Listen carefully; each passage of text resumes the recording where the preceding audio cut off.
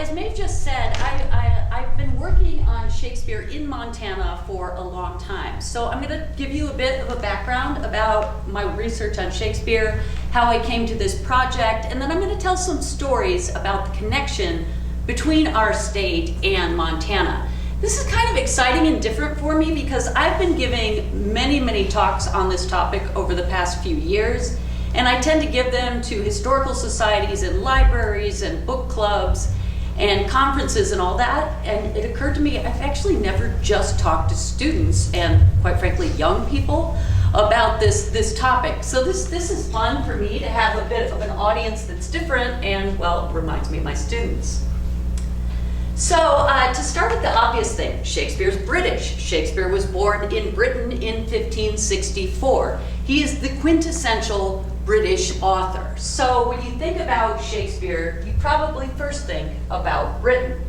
So in Richard II, for instance, there's one character who waxes quite poetic about Britain. He calls it this royal throne of kings, this sceptred isle, this earth of majesty, this other Eden demi-paradise, this precious stone set in the silver sea.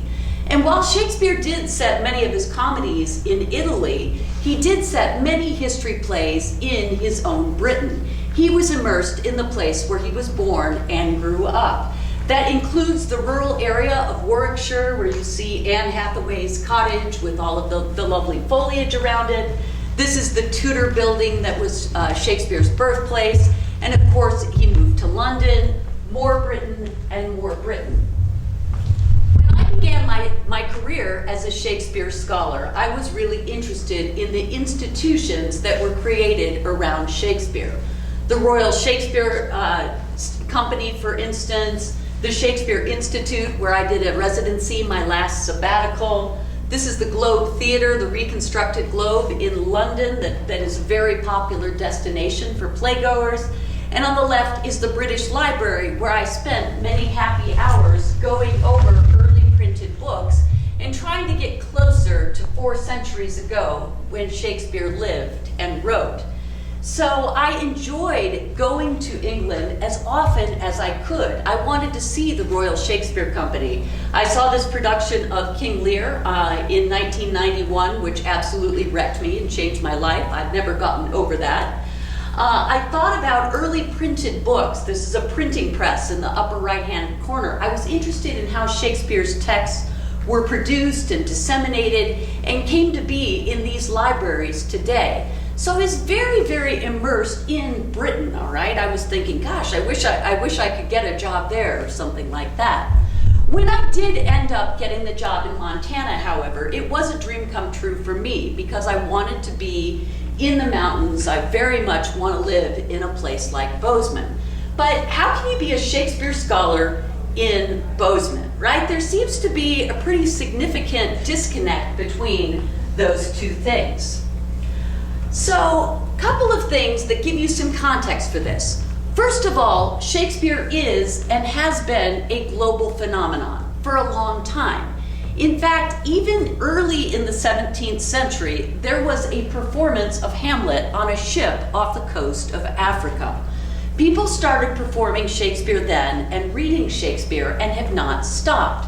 So around the world, Shakespeare has been translated into myriad languages. He has been reimagined and adapted and changed. There's been a global conversation about Shakespeare. Some of this, of course, is inevitably a story of colonization, right? As English empire expanded, Shakespeare was taken with many of the colonial settlers and thought of as this bastion of white European culture. The story of Shakespeare globally since then, though, has given voice to many different types of people, and there have been exciting things that have happened.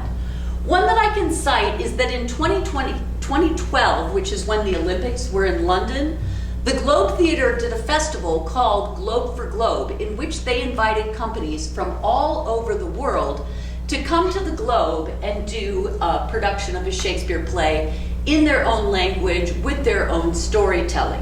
So this is just a smattering, a Maori Troilus and Cressida, an Iraqi Romeo and Juliet, and a Sibling from the newly created country at this time of South Sudan. Shakespeare adaptation proliferation around the globe is something that I find extremely exciting, because what it shows is that Shakespeare doesn't just belong to Britain, it belongs to any people who read him and stage him and think about him as it applies to their own lives.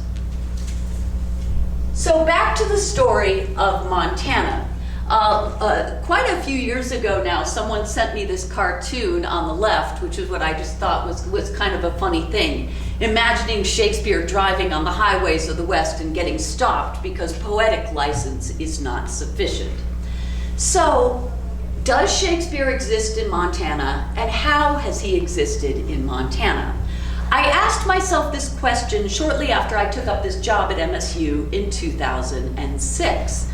At that time, my husband, who's an aficionado of the American West, said, actually the mountain men love Shakespeare. And I said, really? Did they? And he said, oh yeah, you should look into that. Along the way, I found many, many Shakespearean encounters. One of the funniest things that I found, though, was in a particular book that provided a map of the United States, and it was just these little essays written recently about what is each state known for. And what you'll see on this is that if you look at, you know, the telltale like rain of Oregon or the trees of Washington or something like that, notice who is on Montana, right? So you say, what is Montana known for? I know, Shakespeare, right? So that probably doesn't occur to you any more than it does to your average citizen inside or outside of Montana. So my path of writing this book was to ask, why do some people anyway associate Shakespeare with Montana? What has been the fascination throughout our couple centuries of history, and what might that mean for us today? So my book, Shakespeare in Montana, was published in the spring of 2020, which I was just saying to Maeve was an unfortunate time to publish a book because I had all these book talks signed up to do, and I had to give them online or not at all. I love having an in-person audience to share some of these stories with. So for the next little bit, I'm going to talk about sort of roughly in these four areas of books, stages, voices, and the environment. The great pleasure of writing this book really had to do with the research. As I went all over the state, looked at archives, interviewed people, dug up old newspapers, and tried to put together this patchwork of stories. One of the great things that humanities can provide for audiences everywhere, no matter what your discipline, and I realize in the Honors College you guys probably come from a wide cross-section of disciplines, is that humanities always comes back to the importance of storytelling. Shakespeare himself, of course, a masterful storyteller, and I want to recount some of the stories that I told in this book to give you a little bit of a taste of these different areas. So I suppose it makes sense that we should begin with books. After all, Shakespeare is all about books. In As You Like It, when Duke Sr. and his fellows retreat into the woods, he waxes poetic about the relationship between nature and literature. And this our life exempt from public haunt finds tongues in trees, books in the running brooks, sermons in stones, and good in everything. So I first started wondering about these mountain men. Was it true that they loved books, that they came to Montana, even before it was called Montana, with Shakespeare in their saddlebags? Well, actually they did. Jim Bridger, of course, for whom our Bridger Mountains are named, who was an Army scout and a trapper and a guide and all of that, was one of the many mountain men who came out here and decided that he needed to take Shakespeare with him. The odd thing about this with Jim Bridger is that he was illiterate. So he had a book of Shakespeare that he got from some traders, and he really wanted to read it, but he couldn't do it himself. So he hired a German boy to read Shakespeare to him around the fire at night. Bridger, by all accounts, could not get enough of Shakespeare. So one contemporary said, it was amusing to hear Bridger quote Shakespeare. He could give quotation after quotation, and was always ready to do so. He loved peppering his own speech with Shakespearean turns of phrases. One of my favorite anecdotes recounts this moment at which Shakespeare is engrossed in the story of Richard III, the tyrant king, and he hears one night in the reading that Richard killed his nephews in the Tower of London. At this point, Bridger was outraged that Shakespeare would have written such terrible stuff as this, and he took the book and he hurled it into the fire, which was kind of a stupid thing to do because the books were expensive and hard to come by. So he had to get another book and start over again. One of the things about anecdotes like this is, to be quite honest, I do not know whether they're true, right? There's no verifiable record that says this absolutely happened. Nonetheless, person after person kept telling these stories about Jim Bridger. We do know from other mountain men, such as Osborne Russell, first-person accounts of, yes, absolutely, they did love Shakespeare. I'm interested both in that remainder of material culture, that way that people wanted to carry books in saddlebags next to their King James Bible, and also that people wanted to tell stories about Shakespeare on the frontier. Another person that we know certainly carried books with him was Granville Stewart.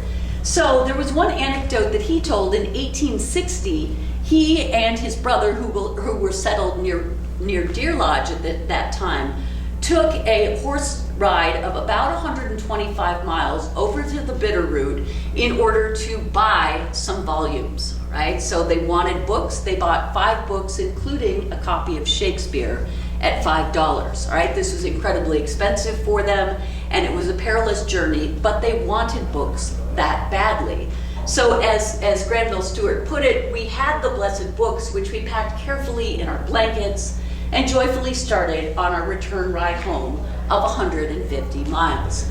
This is not a unique story. There's many other stories like this of the cowboys reading Shakespeare, so much that their books were falling apart because they were, as it were, reading them to pieces. We hear about people trading and really wanting to read these stories in one way or another. In our first territorial capital of Virginia City, just after the gold rush, immediately people were trading in books there as well. Some of you might know Thomas Dimmesdale's work, The Vigilantes of Montana. Dimmesdale himself, an Englishman, was absolutely steeped in Shakespeare and talked about Shakespeare all the time in The Vigilantes. There was a young girl at the time named Mary Sheehan Ronan who talked about the presence of books and the Shakespeare volume that was put in the center of her parents' house on a table with a special cloth. It was like it was an altar to Shakespeare. In my research, I have stumbled quite accidentally and fortuitously on a couple of exciting books. One of these is in the center here. It's an 1802 edition of the collected works of Shakespeare, which we found in the Virginia City Library, archives, I should say. They didn't even know they had it. I asked whether they might have any Shakespeare material from the 19th century. They said, yeah, we don't think so. You can go look around the stacks if you want. And we walked through the stacks, and then I saw this book that looked old and pulled it out. Turned out to be this volume that no doubt had been kicking around Virginia City in the 19th century. We also, in the Copper King Mansion in Butte, found a tiny little volume like this just sitting around one of the rooms. There was a series of small little pocket versions of Shakespeare. So I like the kind of wormhole type effect up here as well. We cannot know whose hands these things pass through or what that might mean, but the material remainder of Shakespeare, the need for these books, the willingness to pay for them and to travel with them, shows this deep Shakespeare connection that goes back to the 19th century. So in order to conclude my section on books, I wanted to mention that I ran across a poem written by Ted Hughes in the 1950s or early 60s, where he talks about a trip that he and Sylvia Plath took to Yellowstone. At the time, there was a bear who was busy rummaging through campsites. He broke into their car and stole the contents of their cooler. And notice the way that Ted Hughes talks about this event in his poem, The 59th Bear. He'd leaned in and on claw hooks lifted out our larder. He'd left matted hairs. I glued them in my Shakespeare. That was our 59th bear. I saw well enough the peril that seesaws opposite a curious impulse. What slight flicker in a beast's brain electrifies tonnage and turns life to paper. When I think about that palimpsest, that moment when Ted Hughes took bear fur and glued it in his copy of Shakespeare, I think about the layers of Montana's natural spaces, cultural spaces, pioneers, mountain men, all accrued together in this paper, once trees, made into a book of Shakespeare. So that's something to think about when we imagine the complex interworking of Shakespeare history in Montana. So, stages. Well, to start with the obvious thing, Shakespeare wrote for the stage, not the stagecoach actually, but the stage as performance. And he wrote, of course, famously in As You Like It, all the world's a stage. So what were Montana's stages like? What are Montana's stages like? And how do they present an ideal arena for Shakespeare? So to return to Virginia City, just after the gold rush in 1863, suddenly Virginia City exploded in population. Soon there was a church built, and right after that, there was a theater built. We might think of people in mining camps as just being interested in the work and in the money and probably in the saloon. You don't normally think of people like that going to Shakespeare, perhaps? Well, they loved Shakespeare. There were performances of Othello, of Richard III, of Macbeth, of Hamlet, really early on in the gold rush, right? So they would go to the theater, flock to it, then of course they would drink at the saloon during the intermission, and then they would come back to the theater. Montana's first newspaper, the Montana Post, posted reviews of these plays all the time. And the residents of Virginia City had a lot of opinions about the quality or lack thereof of the actors. So Jack Langrish over here brought an acting troupe up from Colorado. This is a woman that acted with him, Eliza Colduck. These were very well-known actors of the time. They were sort of headquartered in Virginia City, and then they spread out. As Montana's population grew, opera houses were built all over Montana as well. This gave an opportunity for many different types of performances. They were not always fancy opera houses. Sometimes they were just local community affairs. This was one of the really interesting stories that I found out taking place in the 1870s in Pioneer, Montana, which is not that far from Phillipsburg. What we learned about in this account was this woman named Laura Honey Agnes Stevenson, or maybe it's Laura Agna Honey Stevenson, it was never quite clear. It's a great name. So she didn't have a company to travel with, so she did a one-woman show. She showed up in town and decided to perform some scenes from Romeo and Juliet. The problem? No Romeo. So she set up a mannequin, like a dummy, and dressed him up, and she pretended that he was Romeo, and she did like a burlesque of the balcony scene, and it was apparently a riotous thing. Everyone loved it.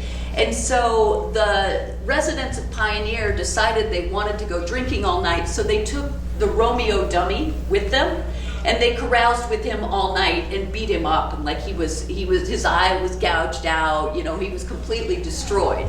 And so they brought him in pieces the next morning to Stevenson and said, yeah, sorry about Romeo.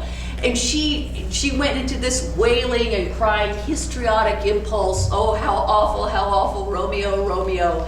And it was yet another stage performance. They were so impressed by this that they raised enough money so that she could replace the Romeo dummy.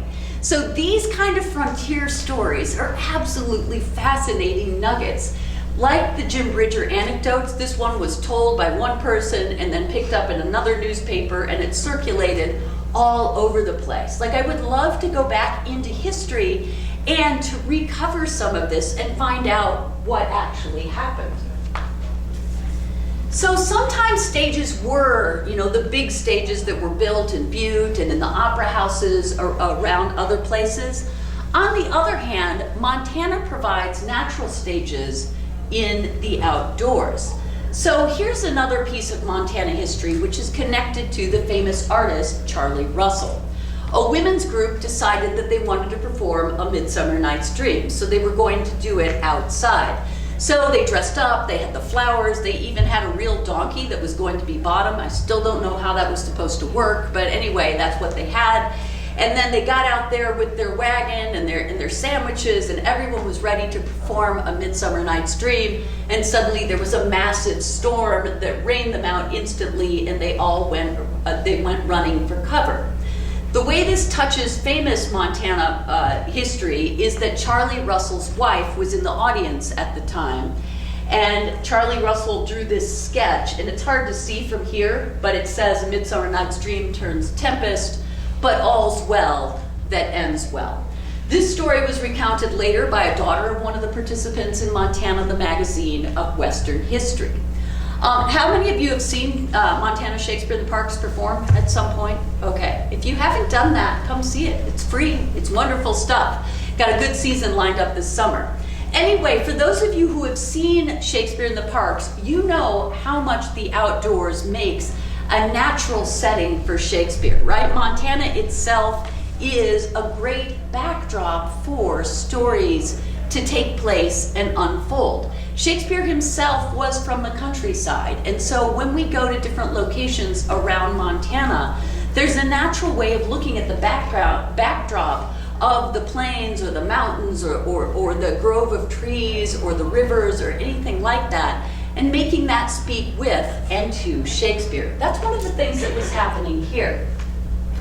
On the other end of things, a much more recent story that happened in 1990s, which shows an entirely different type of encounter with Shakespeare on a stage. This man, Stephen Wolford, was in training for the Iraq War, the Gulf War, the first Gulf War in the early 1990s, and his partner was killed in a live ammunition training exercise, and Wolford was very messed up, very scared, and needed to get away. He took an Amtrak train west and was completely drunk, blitzed out of his mind. He stumbled off a train in Whitefish and stumbled into a theater. In that theater, a man walked up and recited the line, "Now is the winter of our discontent turned glorious summer by the son of York." The opening lines of Richard III. Richard III, who is a disabled man, who is a war veteran, and who is very, very psychologically screwed up. Wolfert wrote that he thought that the lines were exploding inside his head, and finally there was someone who was able to frame and make sense of his own trauma, his own experience of loss and wartime training. He went on to go back east to get a degree in theater, and still runs today a theater company called Bedlam and an outreach for veterans. There are so many ways in which Shakespeare can and has been used in order to help people work through their trauma. That's veterans and prisoners and refugees and other people, often just needing Shakespeare to give them a particular voice. So that leads naturally to my next section, which is simply called Voices. What have been the Montana voices that have read Shakespeare, that have spoken about him and with him? Some of the most significant research that I've done in my book has to do with the women's clubs. So women's club movement was popular in the eastern US earlier in the 19th century, but it exploded around about 1890 in Montana as communities all over the place had more women, and these women decided to get together and read and study and carry on an educational course together. Not surprisingly, Shakespeare was the cornerstone of many, many of these women's groups. So there was the West Side Shakespeare Club of Butte. There was this one, the Dillon Shakespeare Club, which is still in existence. Just last month, I went and spoke to the Dillon Shakespeare Club, and they have this history of, over a century of reading Shakespeare and discussing him. The women at the turn of the 20th century were very interested in furthering their own rights towards women's suffrage. So when they read Shakespeare, you get this time and time again in their minutes books and in their programs, they were interested in Shakespeare's outspoken heroines. They were interested in the way these women took matters into their own hands and managed to skew things in order to get what they wanted. Right? They were interested in political power because they wanted the right to vote. When the famous British actress Ellen Terry came to Missoula, there was an article in the newspaper saying that she talked about the suffragettes and said that Shakespeare's female characters were probably so inclined, like they too would have been suffragettes if the time period was right. Jeanette Rankin, whom I'm sure you know, is our first US representative who was a woman, also from Montana and active in the suffrage movement, also came and spoke to these women's clubs. So notice people reading Shakespeare in order to be inspired for their rights and for this idea that women could vote and have a better voice. A similar thing happens in the story of African-American women in Montana. So this ledger book that we found in the archives comes from the Dunbar Art and Study Club in Great Falls. And when we turned this up, it became apparent that this was from 1922 and that someone had written a reflection upon a very famous moment in Julius Caesar where the lines are, "There is a tide in the affairs of men which taken at the flood leads on to fortune. Omitted all the voyage of their life is bound in shallows and in miseries. On such a full sea are we now afloat." To give you a bit of context about this, Booker T. Washington had spoken in Butte shortly before this. This was one of Booker T. Washington's favorite passages because it has to do with seizing a historical moment and using the strength of that historical moment in order to change the tide of history. In his case, of course, better rights and treatment of the African American people.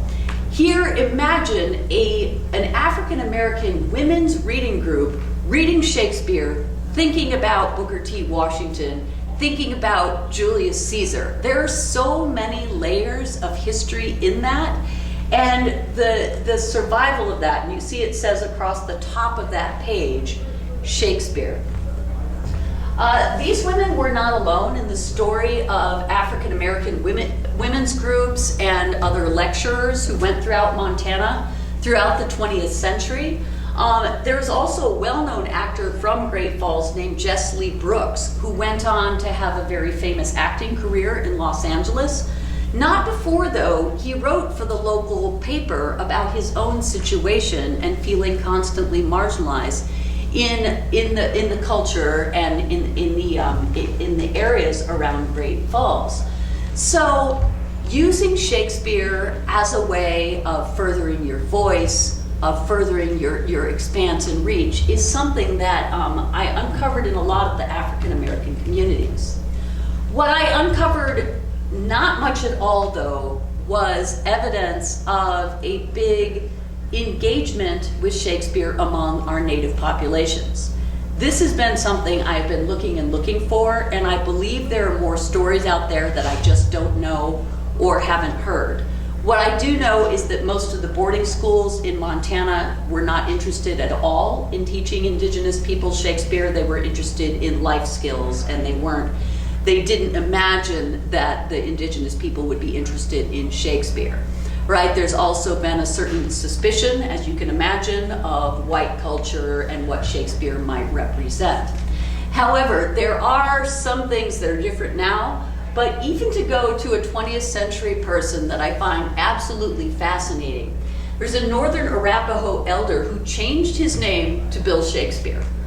And he then became quite well known and talked to a lot of ethnographers about history and culture and became very well respected. And you know, why did he do this? He came right out and said the name Shakespeare symbolizes stature in the non-Indian world. So it's like, if you think Shakespeare is who you should respect, fine, my name's Shakespeare. Right? And that reversal and appropriation of that cultural capital of Shakespeare's name is so ingenious. And so that is one way in which you can see the complex story unfolding as well. Now, you guys probably all encountered Shakespeare in school. I'm sure you did, probably much to your horror and peril, and when you were made to read Romeo and Juliet at the tender age of 14, right? And so everyone's like, oh, why is Shakespeare always shoved down our throats in the educational system? Well, that's a topic for an entirely different talk, which I could probably give at some point. What I will say, though, is that the voices of children have been heard in quite interesting ways in Montana's history when it comes to Shakespeare. In the early 20th century, there was a real tendency for children as young as 8th graders, and sometimes even a little bit younger, to be not just reading Shakespeare, but performing him, entire full productions. And in like 1906, 7, and 8, by far the most popular Shakespeare play in the school system, what do you imagine it was? You're going to teach Shakespeare to a bunch of 7th or 8th graders. What do you think, what play might you want them to read and act out? Because it wasn't Romeo and Juliet. Yeah. Midsummer. That would seem to be logical, wouldn't it? That's a really, really popular one among children today. But no, it wasn't Midsummer Night's Dream. Yeah. Another excellent guess, and also not true. Of all plays, it was The Merchant of Venice. And if you know anything about The Merchant of Venice, you know it's full of anti-Semitic characters and a really troubling story of a Jewish man named Shylock. All right, I cannot imagine an 8th grade teacher right now who would touch that play with a 10-foot pole, right? Tastes change from generation to generation and from place to place in terms of what play fits a particular historical moment. I have theories about why the Merchant of Venice that we can talk about later if you would like to. But the important part of the story is what it means to let children, and I'm going to say let advisedly rather than make, right? You might think, oh, Shakespeare is something students are made to do. What if we turn that around and say let? Like people let children memorize, perform, dress up in costumes, and absolutely lose themselves in Shakespeare. There are tremendous creative opportunities there and ways that people can reinvent and reimagine themselves. So right now, The Tempest is a case in point more locally. So on the right, this is the Children's Shakespeare Society, which is actually headquartered in Bozeman. A few years ago, they did a production of The Tempest that you see there. An even more interesting rural story is that of Belt, which is a 300-person town outside of Great Falls.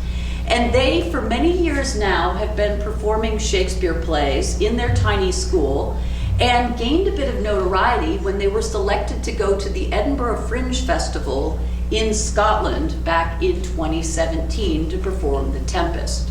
This is the promo picture for it that you see there on the left.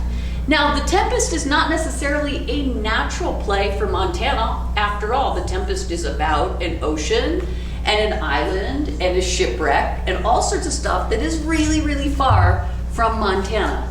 I love this poster because instead of bothering to pretend like we're in the midst of an ocean, the Ariel character is jumping up in a field with the Montana landscape. It's like, how about our grasses? That in of itself is a type of ocean.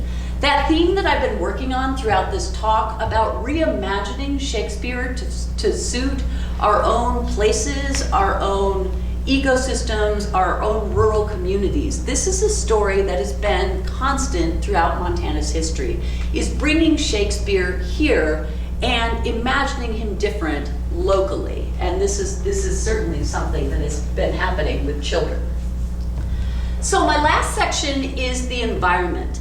In this section, I'm going to move away from what I talk about in the book, Shakespeare in Montana, towards some more of the stuff that I've been doing recently, which is grounded in ecological approaches and eco-critical approaches to Shakespeare's plays, and thinking about how can we use Shakespeare to think about current environmental crises.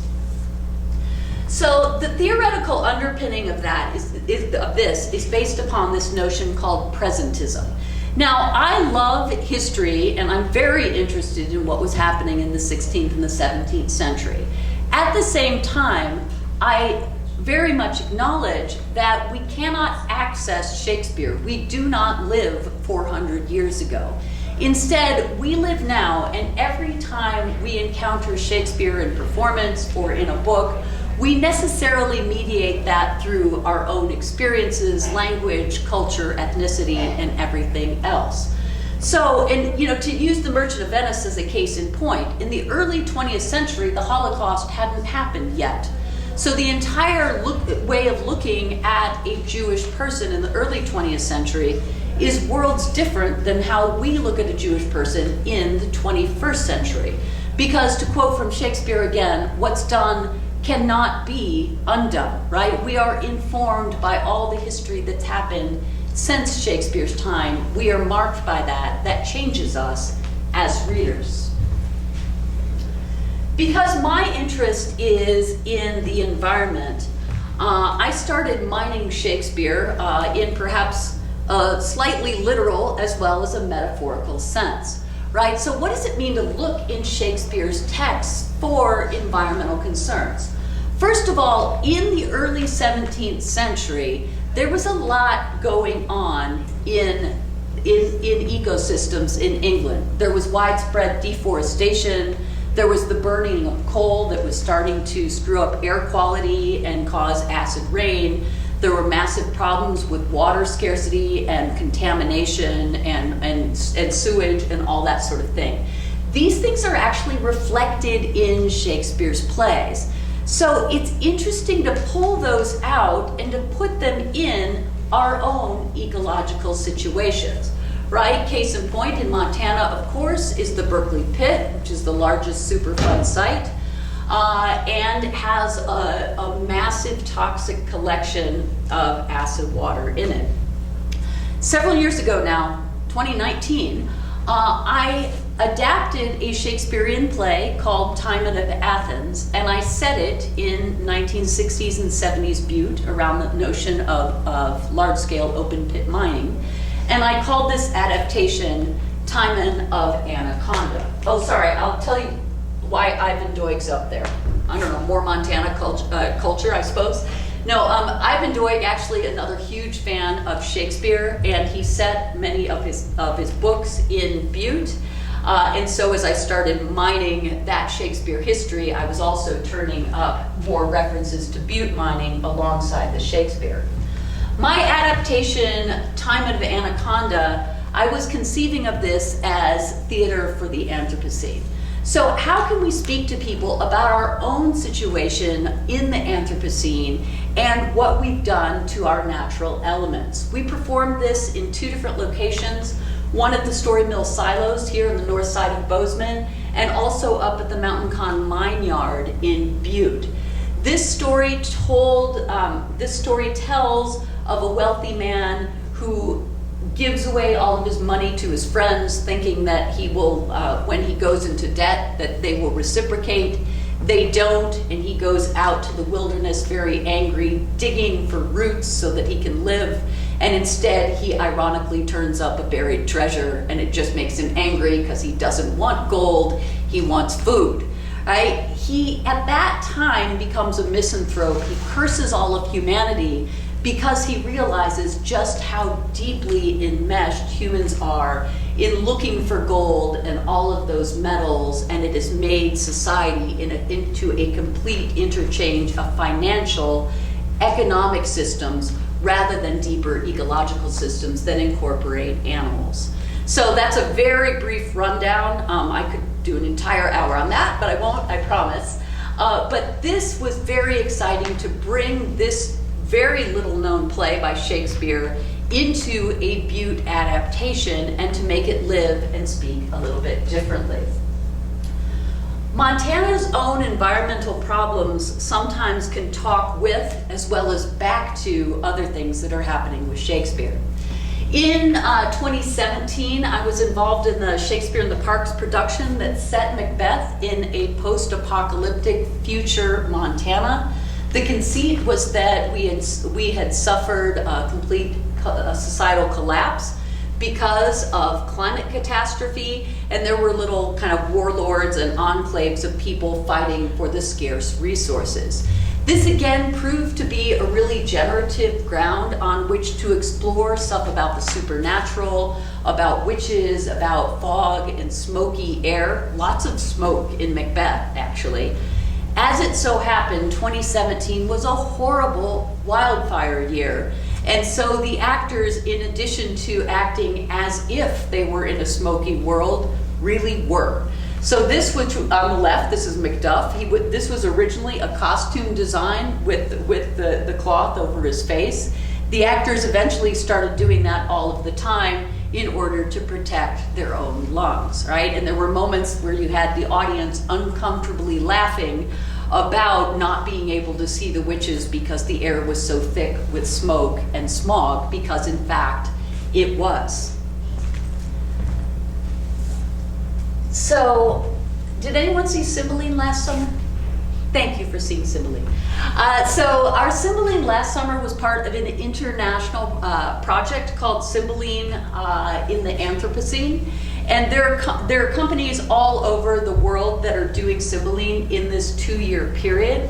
And it's not like they're doing a cookie cutter Sibling. Each region was encouraged to think about how this play could speak to its own location, to its own ecosystems, and to its own environmental challenges. This, though, ended up being much more metaphorical and not like about set in Montana or a post-apocalyptic Montana climate collapse or anything.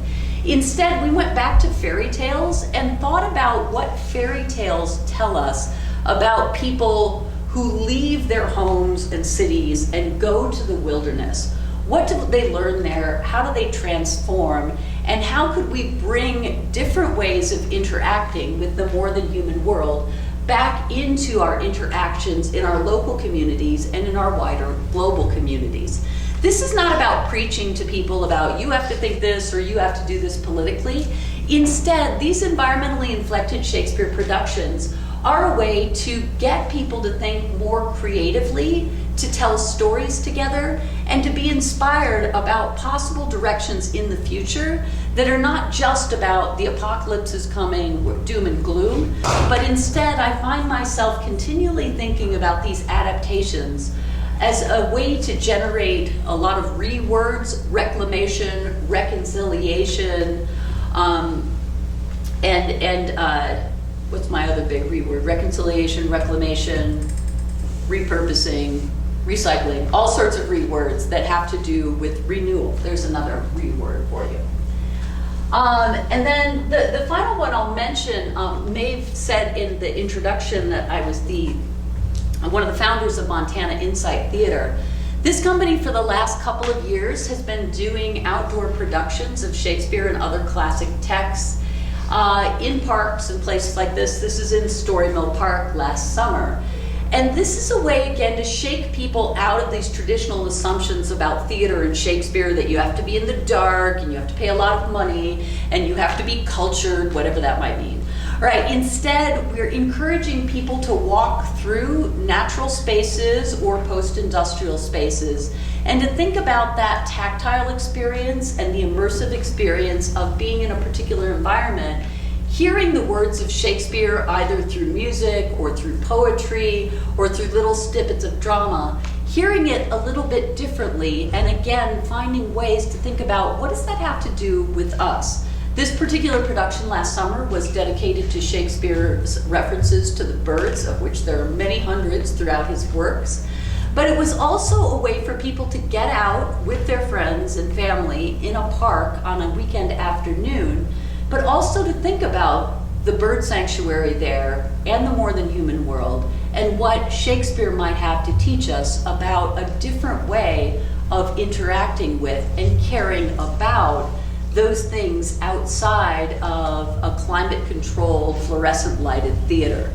So I think that the story of Shakespeare in Montana has always been about getting outside, whether that's with your saddlebags or with your outdoor performance, or with your friends on a hike or whatever. And so I think when Shakespeare speaks most loudly and in the most inspiring ways, he's really speaking to us outside in Montana. So those are some of the stories that are in my book and also outside of my book. So I have no idea what time it is, but I can take 12:48, okay? I can take a few questions. Yeah? Where could I buy a copy of your book? Excellent question. Where can you buy a copy or many copies of my book? They are at the Country Bookshelf. They always keep a pretty good stock in the Country Bookshelf, and I think there are a couple at Vargo's. But if they're at any point running low, just drop me an email and I can find a way to get one. And it was published in paperback, so it's only $20. So I'm quite happy that it's affordable too. Yeah. Why do you think The Merchants of Venice was so popular? Yeah, I kind of set you up for that question. Thank you. A lot of it has to do with, you know, as I was saying, Shakespeare is valued for different things in different generations. And one of the big things in the late 19th and early 20th century was elocution. Because so much of it has to do with education and class systems and all of that. And The Merchant of Venice has some beautiful speeches that can teach you how to speak well. Like in the women's reading groups, they would even like have an elocution police that would say things like, "You're pronouncing that wrong, that's not how you say that." And I think the set speeches that Portia gives in particular were speeches that could be easily excerpted for kids to say, learn this and talk properly. And also within that, there's a pretty strong theological message that Portia's famous speech, "The quality of mercy is not strained," is a pretty standard Christian theological statement, and I think they were interested in that. But finally, what's cool about The Merchant of Venice is it's a comedy, it's got some clowns, it's got some smart cross-dressing women, it's got a weird kind of mythical element about choosing between caskets. I think they leaned a lot more on that rather than just Shylock. Whereas now we read Merchant of Venice and all we can see is Shylock because he's such a fascinating character and such a point of focus for us. And I think that earlier on they could see all those other things as well as a good way to teach people how to speak properly.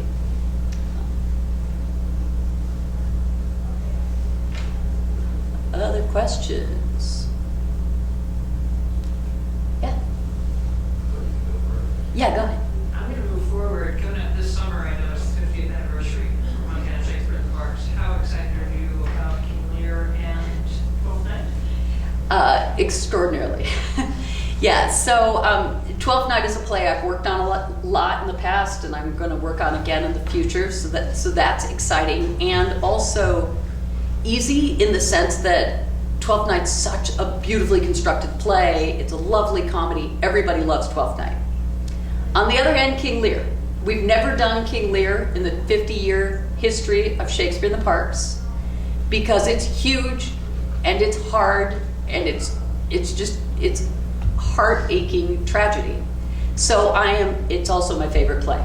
So I am very excited about it, and I've got the cut worked out. I was just saying to somebody I had to just cut 10,000 words of King Lear out, which is a little sad, but we have to get them down to 2 hours. So we've got the cut and the offers, the cast is all set by Shakespeare in the Parks. Everything's great. I'm incredibly excited and nervous isn't the right word, but yeah, definitely recognize that it's going to be a big challenge to tell this story to audiences and to get them really excited to have a profound tragic experience. Right? Often people go to the parks because they want to see a comedy and relax and have a picnic, not because they want to cry.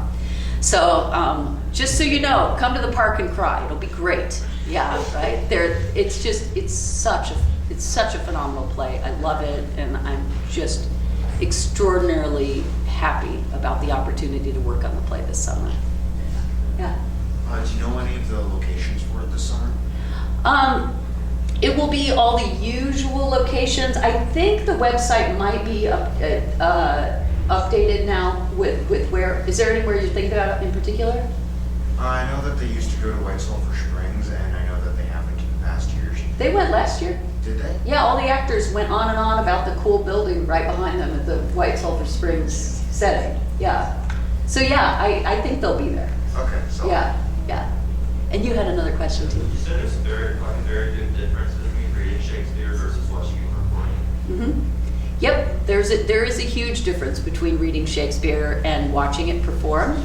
But one thing I will say is there's been a kind of a shift for a long time in the 20th century, like among academics and all. It was all about reading and being immersed in the text.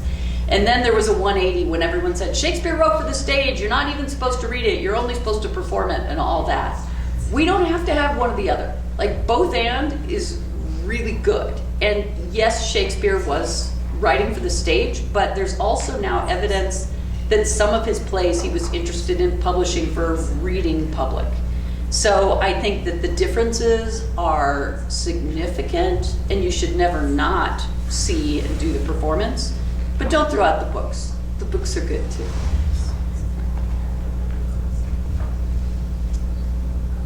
All right, anything else? Is there a particular play that you would like to adapt for another sort of Anthropocene setting or another text of Shakespeare, like something with the sonnets? Yes. I have my sights set on the Winter's Tale. The plan is to adapt the Winter's Tale and call it the No Winter's Tale, and to talk about the disappearance of snow and snow ecosystems in Montana and what that means. And there's a bear wandering around eating one guy in the Winter's Tale. And in this world, of course, the bears are not asleep. So, because there's no winter. So that's the long-term plan. It's been the long-term plan for at least a year, and I have made zero progress other than saying, I'm gonna do this. But every time I say I'm gonna do it, maybe I'll get 1 inch closer to doing some action. Thank you for that question. Where are you looking at putting that play? Is that InSite or where? Yeah, it'll be in the first instance. It'll be InSite, and then we'll see if there's a lot of interest in doing it somewhere else.